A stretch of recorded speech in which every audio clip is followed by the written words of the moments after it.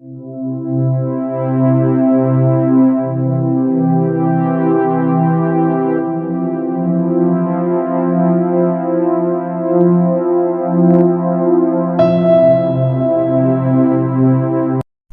champions, what's up with you? Thank you so much for tuning back into my channel once again, and I'm your personal auxiliary Vinay. So today for that video, I've just chosen one of the easiest and simplest chapter for you to understand, and that is the last chapter of Marathi, Khara Nagarik, 15th chapter of Marathi, Khara Nagarik, written by Suhas Bar Takke. Okay, चक दे फटे बहन ले टके वैसे वाले 12 टके नहीं. Okay, तो you just have to understand that ये चैप्टर फटे इजी चैप्टर है. बस आपको सिर्फ इसकी स्टोरी समझने का, और अगर एग्जाम में कुछ भी अगर स्वमद भी आया ना तो आप इसको इतना इजीली लिख सकते हो ना, क्योंकि it is just a pinch of salt for you to have, and definitely you will be coming up with fun when you'll be understanding this chapter. Okay, so let's start up with the explanation. पहले तो प्रस्तावना देखते. प्रस्तावना में क्या लिखा हुआ है.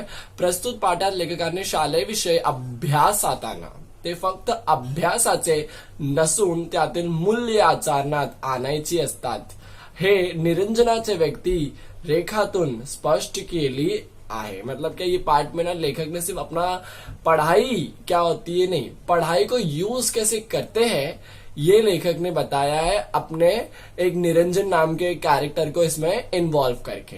ओके, निरंजन दाखवलेले प्रसंग वादना उल्लेखनीय है. मतलब कि निरंजन ने जो प्रसंग दिखाया, जो उसने काम करके दिखाया है चैप्टर के अंदर, वो बहुत ही सराहनीय है, उल्लेखनीय है और लोगों को बताने लायक है. सराहनीय मतलब जिसको अपन बहुत शाबाशी दे सकते हैं. उसके अलावा जिसको अपन you can say hats off for your work which you have done. तो इस तरीके से ये चैप्टर है. चलिए देखते हैं चैप्टर में हुआ क्या है. निरंजन आज भाल्या पहाटे सुटून अभ्यासाला बसला होता. आज शेवटचा नागरिक शास्त्राचा पेपर. तो झाला की संपली परीक्षा. आज वो निरंजन जो है वो सुबह से ही पढ़ते हुए बैठा था. सुबह सुबह एकदम उठ के डॉन के पीरियड में, डॉन मतलब 4 बजे के टाइम पे. ओके, तो उधर पे आज क्या था, आज लास्ट पेपर था. और कौन सा पेपर था? पॉलिटिकल साइंस का पेपर. नागरिक शास्त्र मतलब पॉलिटिकल साइंस का लास्ट पेपर था. I am sorry. इतिहास, भूगोल आणि नागरिक शास्त्र तिन्ही विषयाचा केवढा अभ्यास करावा लागते. त्यात ते नागरिक शास्त्र जरा अवघडच. मतलब क्या इतिहास, हिस्ट्री, भूगोल, ज्योग्राफी और पॉलिटिकल साइंस तीनों का बहुत अभ्यास करना पड़ता है. और निरंजन के लिए सिविक्स जो बहुत ही टफ पेपर था. अपने भी सिविक्स इजी पेपर थे क्योंकि 6 चैप्टर रहते थे उसमें, उसके लिए वो टफ पेपर था. ओके, पहाटेची सकाळ वेळ अभ्यासाला योग्य असते. हा भाडसावळे गुरुजीने दिलेला सल्ला अगदी योग्य होता. मतलब सुबह के टाइम में पढ़ने का जो समय रहता है सुबह के टाइम का रहता है. ये ऐसा किसने बोला था उसको? भाडसावळे गुरुजी ने उसको बोला था. बहुत अच्छा टाइम रहता है. क्यों रहता है? सकाळ से टवटवीत आणि प्रसन्न वातावरणात अभ्यास खूप छान होता. मतलब सुबह के टाइम में ना पढ़ाई बहुत अच्छी होती है क्योंकि वातावरण कैसा रहता है? एकदम टवटवीत रहता है, एकदम फ्रेश रहता है. शरीर ही पुरेशी विश्रांतीमुळे ताजवंतानी बनलेलं असतं. मतलब क्या पूरे बॉडी को सोने के बाद में एक रिलैक्सेशन मिल जाता है. सुबह सुबह माइंड एकदम ज्यादा अलर्ट रहता है, ज्यादा शार्प रहता है और ज्यादा प्लेजेंट रहता है. प्रसन्न वातावरणात मनही अभ्यासात चटकून लागू शकतं. मतलब क्या एकदम अच्छे वाला एनवायरमेंट में, प्लेजेंट एनवायरमेंट के अंदर क्या मन फटाक से लग जाता है पढ़ाई करने में.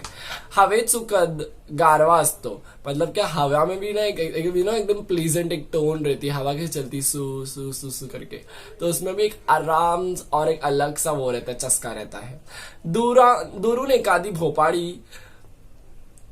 किंवा रेडिओवरचं आवडतं भक्तिगीत ऐकू असतं. मतलब क्या दूर से हमको एक भूपाड़ी सुनाई देती है और रेडियो पे कोई मालूम भजन बजा रहा है, भजन बजा के कोई काम कर रहा है, वो हमको सुनाई देता है. ते नसले तर पक्ष्यांचा सुमादर संगीत साथीला असतंच. मतलब क्या अगर वो दोनों भी नहीं रहेगा तो पक्षी की आवाज तो रहेगी, चिव चिव चिव चिव लोग सुबह सुबह उठ के करते हैं, है ना.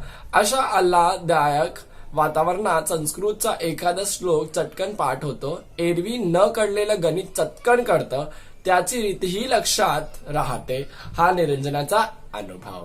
मतलब क्या ये टाइम पे अगर उठ के अगर हम लोग पढ़ेंगे तो हम लोग का एक संस्कृत का अगर एकदम डिफिकल्ट से डिफिकल्ट श्लोक भी बोल देंगे ना याद करने के लिए, संस्कृत पहले से टफ लैंग्वेज है, अगर आपने उसमें से कुछ याद कर लिया तो आपके लिए आपको लिए स्टैंडिंग ओवेशन देना पड़ेगा, हैट्स ऑफ भी नहीं।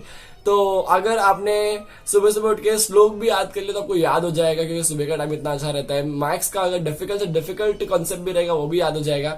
ऐसा किसका अनुभव था? निरंजन का अनुभव था। तो ये बता रहा है यहाँ पर कि आपको सुबह सुबह उठ के पढ़ना चाहिए। अगर आप भी अभी आप 10th में हो, अगर अभी भी आप पढ़ने नहीं चालू कर रहे हो सुबह में उठ के, तो सुबह में उठ के पढ़ो, अखा दिन सो पर सुबह में उठ के पढ़ो, क्योंकि सुबह में उठ के आप पढ़ने वाले हो उससे आपका दिमाग बहुत अच्छा रहेगा, शार्प रहेगा। मैं पर्सनल एक्सपीरियंस मेरा बोल रहा हूँ कि मैंने भी साइंस पेपर के दिन हमेशा सुबह उठ के पढ़ा था and it was fantastic for me. यहाँ पर उसने बोला है त्यामुळेच भडसावडे गुरुजींचा हा सल्ला त्याला मोलाचा वाटत होता। इसके लिए उनको भडसावडे गुरुजी का ये जो सल्ला जो है ना बहुत बड़ा लगता था।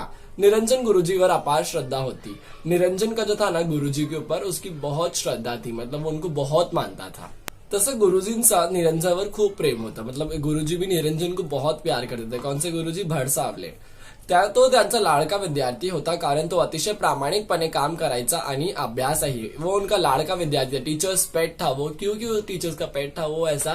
तो वहां पर वो हमेशा टीचर का दिया हुआ काम हमेशा वो टाइम पे करता था और प्रामाणिक था। प्रामाणिक मतलब बहुत ही ईमानदार था। या जगात त्यांचं असे कोणीही नव्हतं। दूरदूरच्या नात्यातला एक मावशीच्या घरी चिपळून शहराला त्याच एक नगरात तो राहायचा। मतलब उसके लिए ये दुनिया में कोई नहीं था, ना माँ था, ना बाप था, ना कोई भाई था। तो इसके लिए वो ना शहर से दूर एक मावशी के घर पे अपने रहता था। गावापासून दूर डोंगराच्या पायथ्याशी हे मावशींचा घर होता। मतलब गांव से थोड़ा दूर डोंगर के ऊपर, डोंगर मतलब क्या पहाड़ों के ऊपर होने के लोग टेंट बांध के रहते, वैसे वहां पर उनका घर था। आई वडील लहानपणीच वारले, माँ बाप जो थे बचपन में ही मर गए थे।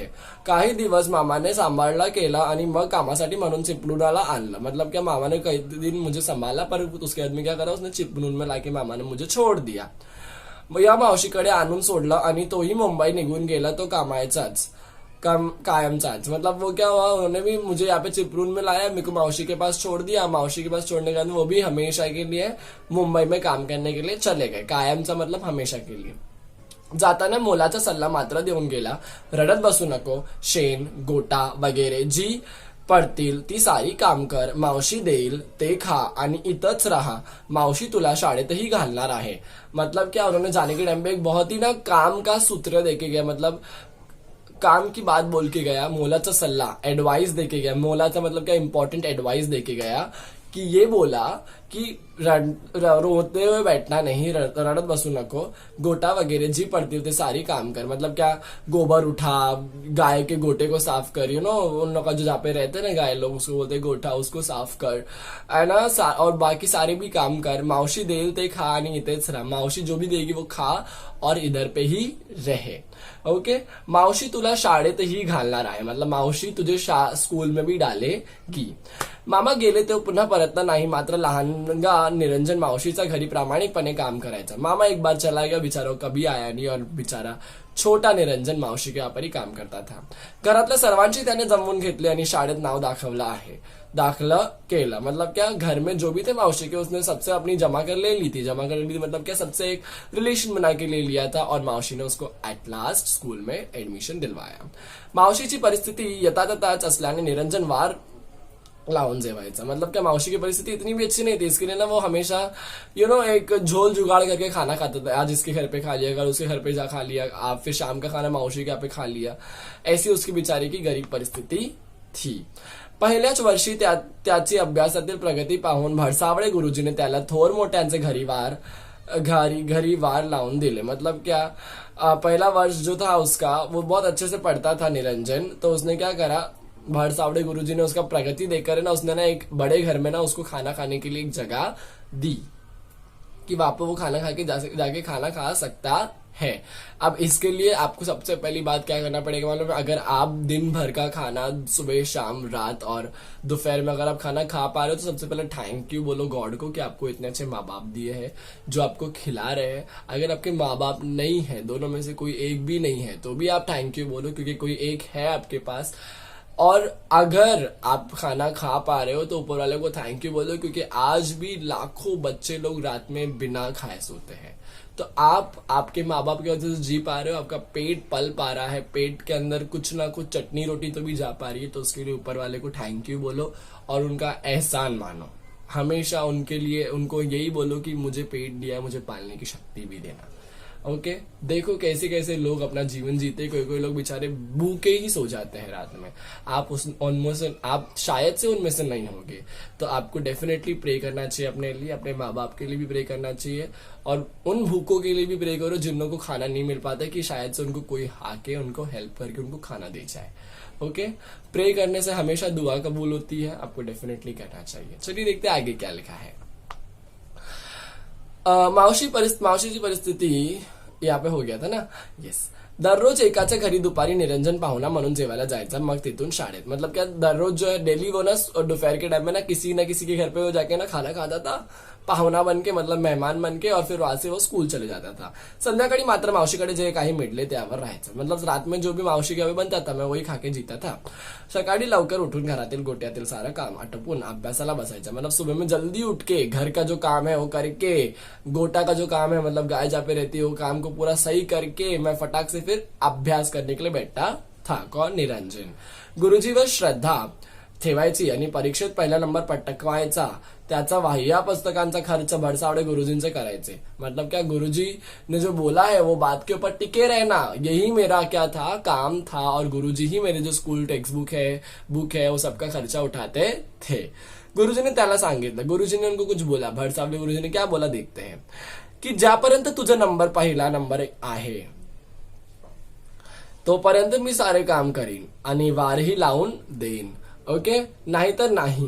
गुरुजींचं हे वाक्य लक्षात ठेव, निरंजन झटून अभ्यास करायचा। मतलब क्या, जब तक तू फर्स्ट नंबर ला रहा है, गुरुजी ने बोला कि जब तक तू फर्स्ट नंबर ला रहा है मैं तब तक ही तेरी मदद करूंगा। अगर जिस दिन तूने सेकंड नंबर ला लिया गलती से तो मैं तेरी मदद करने वाला नहीं हूं। ये बात दिमाग में रखकर निरंजन अपने आप को डबल टाइम ट्रिपल टाइम अपने आप को फोकस करके पढ़ता था, मेहनत करवा कर पढ़ता था कि नहीं, मुझे पढ़ने से ही आगे बढ़ने वाला हूं मैं, और पढ़ाई से ही मेरा कुछ भविष्य बनने वाला है। तो मैं कुछ भी हो जाए मैं फटाक से उठ के सुबह में पढ़ने वाला हूं ही। झटून घेतलं, मतलब क्या, उसने दिमाग के अंदर ही बात है ना बसा लिया ये चीज को। आज नागरिक शास्त्राचा अभ्यास करत असताना अगदीच सगळे पेपर चांगले गेले असल्याने तो मनामनीशी खुश होता। मतलब क्या, आज पॉलिटिकल साइंस का पेपर था, पर इसके पहले जितने पेपर सब हुए हैं वो सब मेरे बेस्ट तरीके से पढ़ के हुए हैं। वो सोचकर वो बहुत ही अच्छे तरीके से क्या हो रहा था, खुश हो रहा था। यावेळी बोला गया है नागरिकांचं कर्तव्य कोणती, मतलब क्या, सिटीजन्स का काम क्या है, कर्तव्य क्या है उनका। उत्तम नागरिक कोणाला म्हणावे, मतलब बेस्ट सिटीजन किसको बोलना चाहिए। लोकसभा म्हणजे काय, लोकसभा मतलब क्या होता है। ग्रामपंचायतीची प्रमुख कौन असतो, ग्रामपंचायत के मेन इंपॉर्टेंट इंसान कौन रहता है, आप भी बताओ जरा। सरपंच रहता है। सारे अशी प्रश्नांची उत्तर त्याला धडाधड येत होती। मतलब क्या, ये सारे प्रश्न जो थे उसकी उत्तर जो है उसको फटाफट क्या थी, याद थी। अभ्यास करता किती वेळ लोटला कुणास ठाऊक, निरंजन ताडकन उठून उभा राहिला। मतलब क्या, अभ्यास करते कितना उसका टाइम निकल गया उसको मालूम ही नहीं पड़ा, और अचानक से वो फटाक से उड़ गया। अरे बापरे, इतना टाइम हो गया पढ़ते 9 वाजून गेले होते, 10:30 परीक्षा, मतलब 9 बज के हो गया था और 10:30 की परीक्षा थी। त्याआधी देशमुखाकडे जायचं होतं, केवढं तरी लांब चालायचं होतं, बराबर आवरून तो निघाला। मतलब क्या, उसको एग्जाम देने के पहले देशमुख के घर पे जाने का था, उसको लंबा चलने का था, और बहुत दूर था उसका स्कूल उसके घर से, मावशी के घर से।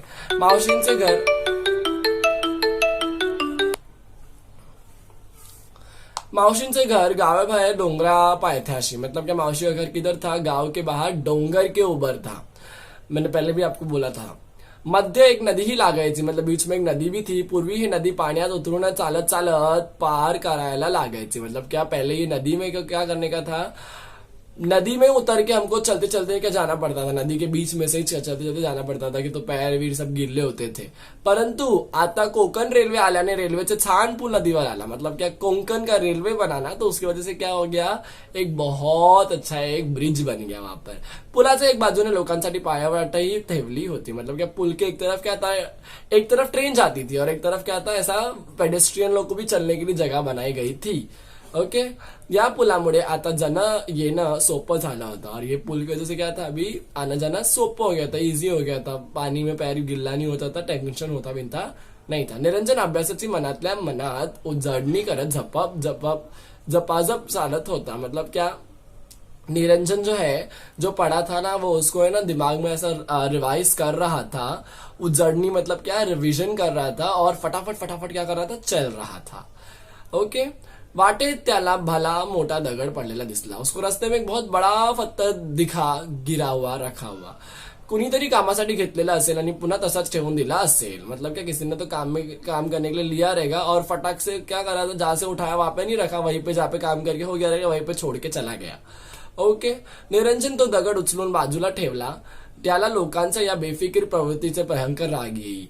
तुम्ही विसरलात. मतलब क्या, निरंजन ने क्या करा, उसको उठा के फटाक से साइड में रखा. उसको लोगों के ये आलसी पने से बहुत गुस्सा आता था कि तुम भूल गए वहां पे रखने के लिए. पण दूसरा तेच काढून जीवाला मुकतो त्याचा काय. मतलब क्या, दूसरे को अगर वो पैर में लगता तो उसको कितना दर्द होता था, उसका क्या. असंच त्यांचं म्हणणं. निरंजन पुलावर पोहोचला तेव्हा 9:30 वाजून गेले असावेत. मतलब क्या, स्कूल जाने के रास्ते में जब वो पुल पर पहुंचा तो तभी कितने बज गए थे, 9:30 बज गए थे. मतलब एग्जाम जो 10:30 बजे का था, तो 1 घंटा बाकी है. आता 9:50 ची गाडी येईल. मतलब क्या, 9:50 की गाडी आने वाली है. धडाधड आवाज काम दिमकात पुलावरून जाईल. ही कोकण गाड़ी कितनी छान दिसते. मतलब कि अभी 9:50 को एक गाड़ी आने वाली है कोंकण की. वो फटाफट इधर पे से ब्रिज के ऊपर से जाएगी और ये गाड़ी कैसी दिखती होगी और कितनी अच्छी दिखती होगी. पण दिसते ना दिसते तोच लगेच बोगड्यात शिरते. मतलब क्या, दिखे या नहीं दिखे, आपको मालूम है ना ट्रेन कितनी स्पीड में जाती है, पर वो बहुत अच्छी दिखती है. ऐसा किसका था, निरंजन का बोलना था. काय मजा येत असेल नाही गाड़ीतून जायला. मतलब क्या, ये गाड़ी से जाने के लिए क्या मजा आती होगी, क्योंकि बेचारा वो गरीब था, उसको मालूम नहीं था ट्रेन में ट्रैवलिंग करने का क्या मतलब होता है. आप तो ट्रेन में गए होगे, ऐसा नो, पर वो बेचारा अब तक ट्रेन में गया नहीं था, तो उसके लिए वो एक चीज एक अलग एक्सपीरियंस था. जब मैंने भी गांव की ट्रेन में, मैं कब बैठा हूँ, जब मेरा 13 था ना, तभी मैं बैठा था. मतलब ऑलमोस्ट पैदा होने के अप्रोक्सीमेटली 17 साल के बाद में. So it was like completely very new and different experience for me. तो आप अगर ट्रेन में बैठे होगे गांव के, तो आपको भी एक एक्सपीरियंस मिला होगा कि गांव की ट्रेन कितनी अच्छी होती है, कैसी होती है. तो वैसे उसको भी एक सपना था उसके मन के अंदर कि कैसी होगी ये ट्रेन, कि उसके अंदर इमेजिनेशन था. देखते हैं क्या है आगे. आपणही मोठे झाल्यावर गाडीतून फिरू या विचारातून तो हरडून गेला. मतलब कि आपण भी क्या होगे, बड़े हो गए तो गाड़ी में घूमेंगे ये वाले ट्रेन में, ये विचार से क्या हो गया, हुरडून गेला. मतलब क्या, वो सोच में पड़ गया. तोच त्याचं लक्ष डाव्या बाजूस रूढखाली पडलेल्या भल्या मोठ्या बगडादाकडे गेला. थे छिद्र कसलं. मतलब क्या, उसका अचानक से किधर पे नजर गया कि उधर पे एक रूढ़ मतलब क्या, रेलवे की जो पटरी रहती है ना, उस दर पे चला गया. और वहां पे उसने देखा कि तो इतना बड़ा ये कनेक्शन कैसे टूट गया है. मतलब पटरी का कनेक्शन वहां पे क्या हो गया था, टूट गया था. रोज नसतं बुवा असं म्हणतं त्याने जवळ जाऊन पाहिला. ते कोणीतरी कॉन्क्रीट फोडून रेल्वेचा रोड वेडवाकडे करून ठेवलाच त्याने ध्यान आलं. निरंजनला आश्चर्य वाटले. मतलब क्या है, पहले तो ऐसा कभी नहीं था. किसी ने जानबूझ के कंक्रीट उसके ऊपर डाल के वो रोड को टेढ़ा मेढ़ा किया रहेगा, ऐसा उसको लगा. उसने जाके देखा और उसको देखते एकदम आश्चर्य हो गया कि बाप रे, ये कैसा हो गया, अभी क्या होने वाला है, चलिए देखते हैं. रात्रि 2 वाजता शेवटची गाडी इथून जाते. मतलब क्या, यहाँ पे रात में 2 बजे यहाँ पे लास्ट गाडी जाती है. त्यानंतर पहाटेस कोणीतरी हा उपद्वाप जाणीवपूर्वक केला असावा. मतलब क्या, जानबूझ के किसी ने रात में ना ये चोट पहुंचाने वाली हरकत की होगी. उपद्वाप का मतलब क्या होता है, कुछ ट्रबल करना, किसी को हैरान करना, त्रास देने वाली हरकत. आता प्रवाशांनी भरलेल्या 9:50 ची गाडी येईल. मतलब अभी पूरे ट्रैवलर से भरी हुई, पैसेंजर से भरी हुई 9:50 की गाड़ी आएगी. निरंजन एकदम सावध झाला. निरंजन को एकदम सावध हो गया. मतलब कि वो बहक गया इस बात में. गाडी आला तर भयंकर अपघात होईल. हे त्याचे लक्षात आला. मतलब गाडी आएगी तो अभी बहुत बड़ा एक एक्सिडेंट होगा, वो उसके दिमाग में आया. निरंजन नागरिकशास्त्राचा पेपर देशमुखांकडेच जेवण सारा विसरला. त्याच्या डोळ्यासमोर धडाधड आवाज करणारी रेल्वे गाड़ी दिसू लागली. उसने देशमुख के घर पे खाना खाने का था, वो भूल गया. सुबह का नाश्ता करने का था. नागरिक शास्त्र का पेपर, पॉलिटिकल साइंस का पेपर भी भूल गया वो कि उसको देने का है. उसके सामने सिर्फ एक ही चीज नजर आ रही थी, वो थी वो कोंकण की वहां से आने वाली रेल्वे. कंटाळ्या बसवणारी आवाज आणि लोकांच्या किंकड्या कानातून घूमू लागल्या. मतलब क्या एकदम जोर जोर की वो मालूम एक ट्रेन आती तो टडन टडन टडन टडन करके आवाज आती है, और उसके बाद में मालूम लोगों की आरती की आवाज और टन टन टन बजाते हैं उन लोग, बात करने की आवाज है, भांडी वो मालूम उसके अंदर कुछ बेचने वाली रहती तो उसकी आवाज आती, तो वो उसके सब दिमाग में घूमने लगा ये सब बातें. ओके. स्टेशन इथून खूप दूर होतं, 3-4 किलोमीटर तिथपर्यंत सांगायला जायचं तर परीक्षा बुडणार होती. मग नापास. मतलब क्या स्टेशन यहाँ से बहुत दूर था. अगर मैं ये बात बोलने गया था कि अगर ट्रेन की पटरी टूटी हुई है तो मुझे बहुत लेट हो जाएगा और फिर मैं एग्जाम में फेल हो जाऊंगा. एग्जाम में फेल होने से क्या होगा. बडसावडे गुरुजीने मदत बंद, शिक्षणही बंद, रेल्वे फिरायचं स्वप्न अपुरंच राहणार होतं, परंतु मन मनायला तयार नव्हता. मतलब क्या, बडसावले गुरुजी मुझे कभी भी इन्होंने जो हेल्प करते थे वो मुझे हेल्प करने बंद कर देंगे क्योंकि मैं फर्स्ट नहीं आ पाऊंगा. ये सुनो, उसके अलावा मेरी शिक्षण ही बंद हो जाएगी, मैं पढ़ाई लिखाई मेरी क्या हो जाएगी, बंद हो जाएगी, क्योंकि बडसावले गुरुजी मेरे को खर्चा करते मेरे पीछे. अभी वो नहीं करेंगे तो मेरा पढ़ाई बंद हो जाएगा. यस और नो. यस है ना. फिर उसके अलावा मेरा जो ट्रेन में बैठने का सपना है वो भी हमेशा के लिए अपूर्ण रह जाएगा. मतलब क्या, कभी पूरा नहीं हो पाएगा. त्यांचे क्षणभर विचार केला आणि स्टेशनच्या दिशेने धावत घेतली. तो स्टेशनात शिरला तेव्हा 9:50 ही गाडी नुकतीच आली होती. आता 5 मिनिटात ती सुटणार होती. मतलब क्या, उसने ये सब बातें सोचते सोचते क्या करा, फटाक से ट्रेन की तरफ भागा, स्टेशन की तरफ भागा. स्टेशन की तरफ जब भागा तो उसने देखा कि अरे बाप रे, वो गाड़ी वहीं पे खड़ी है जो 9:50 को छूटने वाली है, और 9:50 होने के लिए सिर्फ 5 मिनट ही बाकी है. चलिए देखते हैं आगे क्या हुआ है. निरंजन ने धावता स्टेशन मास्तराने घाटलं. मतलब क्या, निरंजन भाग के जाके स्टेशन मास्टर की तरफ उसके सामने आके खडा हो गया. त्याने पुलावरच्या खराब झालेल्या रूट बद्दल सांगितलं, पण ते त्यांना खरंच वाटेना. उसने क्या बोला कि पुल में ऐसे ऐसी परेशानी आई है, वो उसने बात बताया, पर लोगों को सही लगा, वो स्टेशन मास्टर को सही लगा नहीं. आगे निरंजन अर्जव केली की निदान पाहून आल्याशिवाय तर गाड़ी सोडू नका. मतलब क्या, उसने ना रिक्वेस्ट की, अर्ज करने मतलब क्या रिक्वेस्ट करने की, अगर आपने जब तक देखा नहीं है तो आप गाड़ी को छोड़ना मत वहां पर. मी खोटं बोलत असेल तर मला पुलिसच्या ताब्यात द्या. मतलब अगर मैं झूठ बोलता होगा तो मुझे पुलिस के हाथों पकडवा देना. नेक्स्ट इज, एवढं बोलल्यावर स्टेशन मास्तरानेही त्याचं बोलण्यात तथ्य वाटू लागले. उगाच धोका नको म्हणून गाडी थांबायला सांगून तो पुलाकडे निघाले. निरंजन नेमकी जागा दाखवली. मतलब क्या, उनको ऐसा लगा कि अगर इतना बड़ी बात बोल दिया बच्चे ने कि मुझे पुलिस के हाथ में पकड़ देना, मतलब सच में कुछ ऐसी बात हुई रहेगी, ऐसा उनको तथ्य लगा, उनको आशंका हुई. तो उसने क्या बोला कि जब तक मैं, स्टेशन मास्टर ने बोला, जब तक मैं बोलूं नहीं तब तक ये गाड़ी को तुम यहां से हिलाना मत, चालू करवाना मत. ओके. निरंजन ने उनको जाके फिर फटाक से वो जगह दिखाई. फारच भयंकर, कल्पना करत येणार नाही असा भयंकर अपघात झाला असता. मतलब क्या, ऐसा भयंकर अपघात होता था, समझ लो ना, ट्रेन की पटरी टूट गई और फटाक से उसमें तो ट्रेन भाग के जाती तो कितना बड़ा एक्सीडेंट हो गया रहता, आप सोच भी नहीं सकते हैं. स्टेशन मास्टरांनी लगेच गाडी दीर्घकाळ थांबवण्याचे आदेश दिले आणि ते या घटनाचा पंचनामा करायला लागले. मतलब स्टेशन मास्टर ने क्या बोला कि ये गाड़ी यहाँ से चलेगी नहीं, इतना बड़ा उन्होंने आदेश दिया और इस बात का उन्होंने पंचनामा लिखने चालू करा. पंचनामा मतलब क्या, FIR लिखने चालू कर दिया. ओके.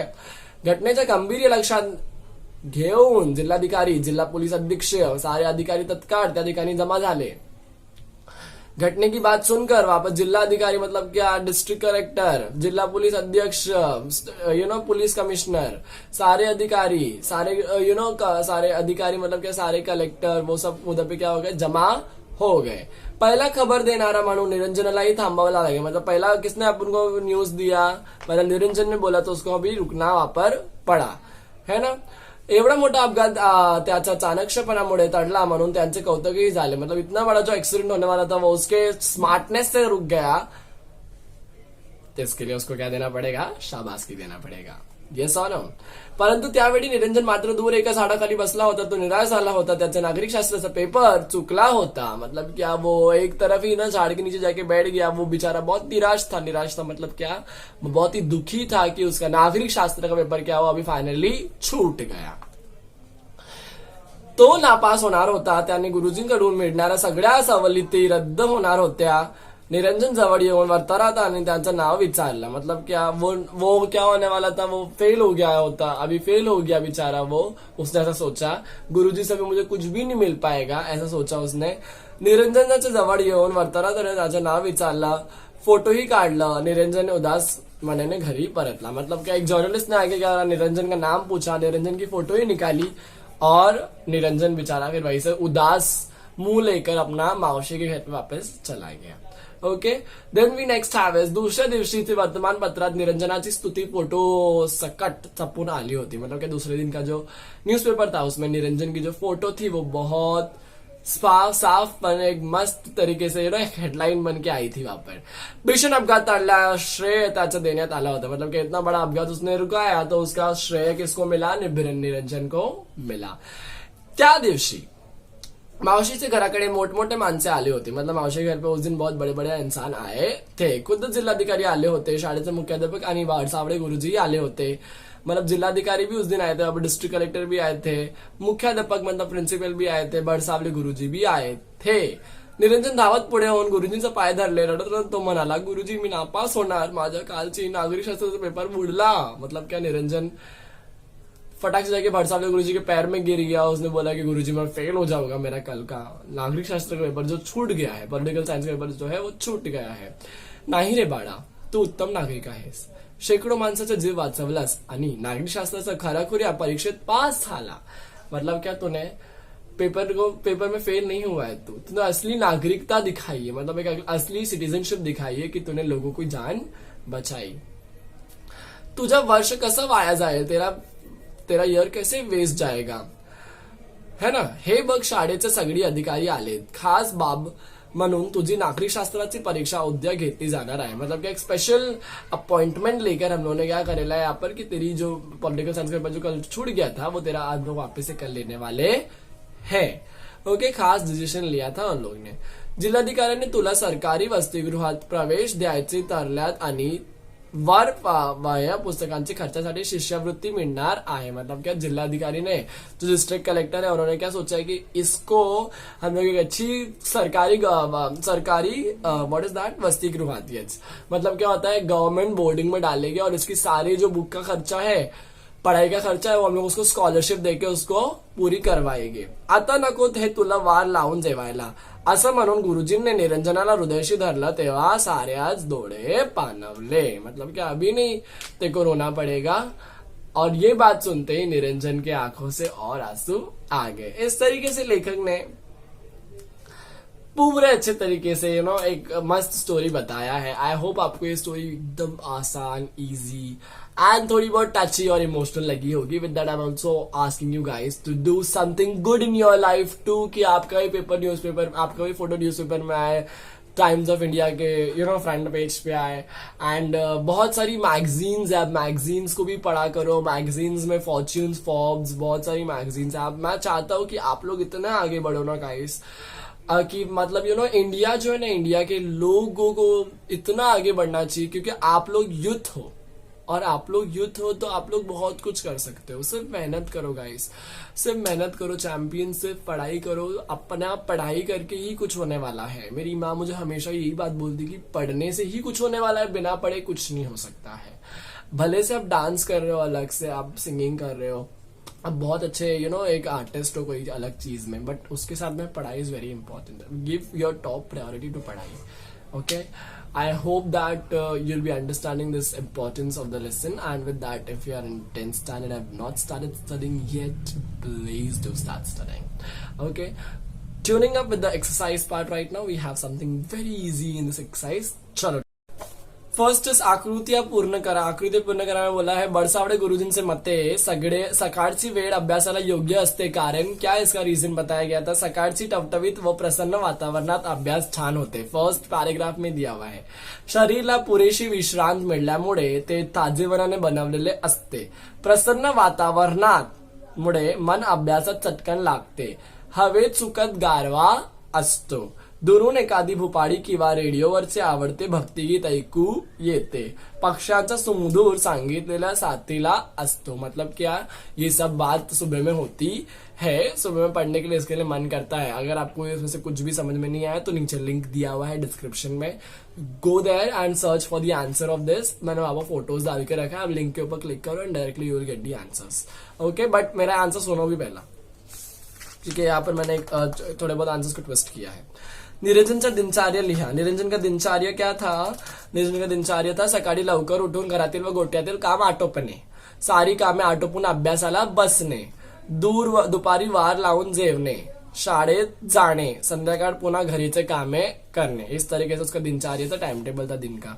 ओके, पुढील घटनांचा परिणाम लिहा. घटना क्या था और परिणाम क्या है? घटना ये था कि निरंजनाच्या आई वडिलांचं निधन. तो परिणाम क्या हो गया? मरने के बाद में क्या हुआ उन लोग के माँ बाप के? मामाने ही काही दिवस सांभाळ करून निरंजनाला मावशीकडे आणून सोडले. मतलब कि मामा ने कुछ दिन संभाला और बाद में मावशी के वहां आके रख दिया. निरंजनाच्या परीक्षेत पहिला नंबर यायचा, त्यामुळे वह्या पुस्तकांचा खर्च भडसावळे गुरुजी से करायचे. मतलब क्या, पहला नंबर आने की वजह से क्या हो गया, उसका जो खर्चा था बुक वीक का वो भडसावले गुरुजी करते थे. Okay, with that on the next page we have opposite words. अप्रामाणिक का अपोजिट है प्रामाणिक. हळूहळू का अपोजिट है जलद. बेसावध का अपोजिट है सावध. एंड पास का अपोजिट है दूर, जवळ.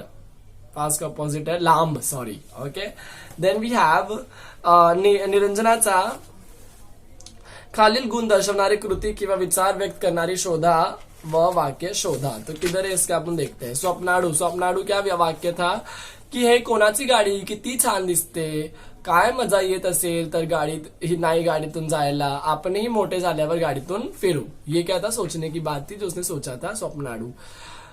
तार्किक विचार. तार्किक विचार मतलब क्या, फटाक से उसको क्या विचार आया की आता प्रवाशांना भरलेली 9:50 ची गाडी येईल, गाडी आली तर भयंकर अपघात होईल, गाड़ी अगर आ गई तो क्या होगा, भयंकर अपघात होगा. संवेदनशील वृत्ती क्या थी इसमें? निरंजन तो दगड उचलून बाजूला ठेवला, तुम्ही विसरलात पण दुसरा टेचकडून जेवायला मुकतो, त्याचा काय मतलब कि आप भूल भी गए तो दूसरे के पैर में लग गया उसको क्या. ओके, स्वमत खुद से करना पड़ेगा आपको. खालील तक्त्या पूर्ण करा. किती सुंदर आहे ताजमहल. यहाँ पे एक्सक्लेमेटरी मार्क दिया लास्ट में, तो उद्गारार्थी वाक्य है. इसको विधानार्थी करने का. ताजमहल किती को क्या करने का, खूप करने का. ताजमहल खूप सुंदर आहे. ओके, तुझ्या भेटीने खूप आनंद झाला. तेरे को मिलकर मुझे बहुत खुशी हुई. कौन सा वाक्य है ये? विधानार्थी वाक्य. इसको उद्गारार्थी कैसे करेंगे? किती आनंद झाला तुझ्या भेटीने. ओके, शाळेचे भरल्यासाठी मुख्याध्यापकांनी खूप काही केले, तो इसको क्या करने का, कौन सा वाक्य? विधानार्थी वाक्य. इसको प्रश्नार्थी करने का. शाळेच्या भरल्यासाठी मुख्याध्यापकांनी खूप काही केले, का डाल के लास्ट में क्वेश्चन मार्क के प्रश्नार्थी है ना. ते काम खूप मोठे आहे, होकारार्थी. इसको नकारार्थी करेगा तो ते काम लहान नाही, मतलब ये काम छोटा नहीं है. प्रवासात भरभरून बोलावे. कौन सा वाक्य है ये? विधानार्थी वाक्य. तो अज्ञार्थी में कैसे करेंगे? प्रवासात भरभरून बोला. ओके, पांढरा रंग कोणाला आवडत नाही, वापस से प्रश्नार्थी वाक्य है ये, आपको विधानार्थी करने का. पांढरा रंग सगळ्यांना आवडतो. इस तरीके से आपको करने का. आई होप आपको वीडियो इजीली समझ में आया रहेगा. Chapter was easy. Thank you so much for tuning into the channel. With that I also wish that you guys will share this video with more of your friends. Like the video for sure. अब भी जाके like करो, फटाक से वो thumb दबाओ. Subscribe करे नहीं है तो कर दो सब्सक्राइब. नीचे घंटी है उसको बजवा दो. And with that, thank you so much for viewing this video. I hope I had helped you in a long way. ऐसे ही अगर आप पढ़ोगे तो बहुत आगे जाओगे. All the best. Mummy daddy को थैंक यू बोलना कि उन्होंने कमा के लाके दे रहे हैं एंड आपका पेट पाल रहे हैं. Until we meet for the next time, all the best.